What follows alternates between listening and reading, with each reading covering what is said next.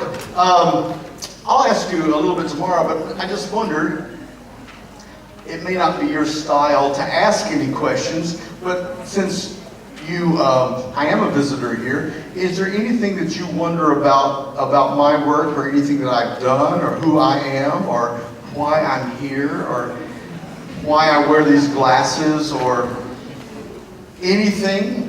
Any interest, any question you all have of me? Any question, anything that you've wondered about? What kind of car I drive, or anything? How old I was yesterday? Anybody have any questions? Anything? Anything you wonder about? Going on?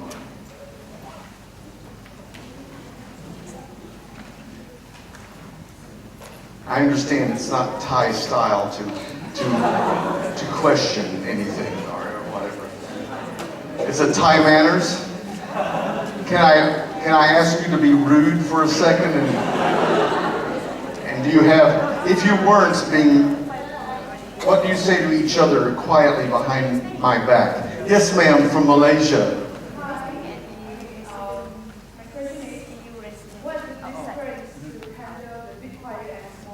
Yeah, it's a good question. Her question is, what's the difference of handling the big choir versus the small choir? It's a great question. And I've asked that question to other conductors around the world who conduct big choirs versus small choirs.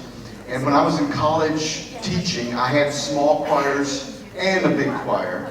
And there is a difference. There is a difference. With small choirs, you have the chance to have a lot of really tight harmony, really close harmony, really nuanced chords that are really well tuned, almost one on a part, so that it can be so exquisitely tuned. With a large ensemble, you tend not to be able to tune really lots of different tones in the chord. It's harder to tune, and it's harder to achieve a really tight harmony with a large group. It's also very difficult with a large group to get consonants and everything lined up well. It's easier with a smaller group.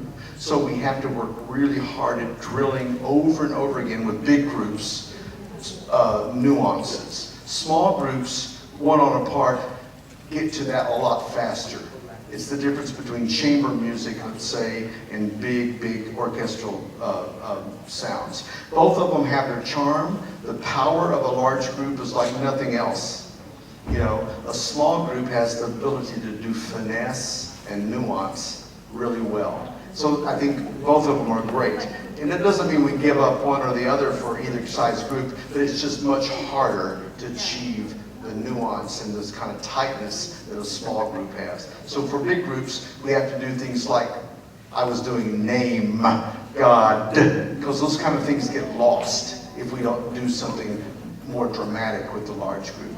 Great question, yeah. Anybody else have another question?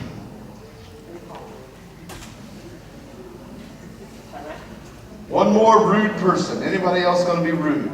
Ask a question. Ready to go to supper? No? Yes, ma'am. My favorite Thai food. No, that's the kind of question I was hoping for, yeah. So far, my favorite Thai food of all is that tom kha soup with a coconut and lemongrass and ginger and the little hot thing that's in there, and oh, man. There's nothing in the world like that. I've never tasted anything anywhere on the planet that's that good. So tom kha, is that how I'm saying it right? Tom kha soup. Oh, I love it. And it's not unusual, because we knew about it in the United States. It made it over there a few years ago. So but you know, that's about all I know. I know the noodles, and I know the tom kha, and I know the spicy beef and spicy pork. But I don't know much else. I mean, the mango rice. Ah, yeah. Well, good work today. We'll do a little bit more work tomorrow, but I'm really pleased. I think we've got a good concert for us tomorrow night. Yep.